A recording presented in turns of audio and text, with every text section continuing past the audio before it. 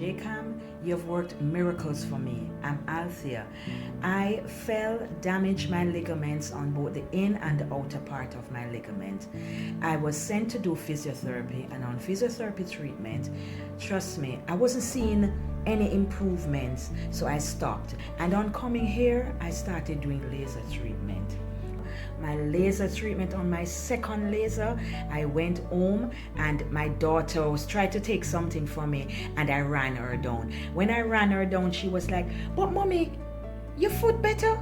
You're not on crutches? Where's the crutch?" And I was looking underneath my arms for my crutch. I was like, "Oh my gosh."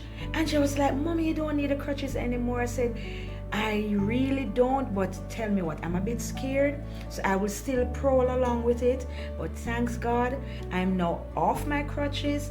I did even a photo shoot on Monday with one of those flip in the air, and I'm good.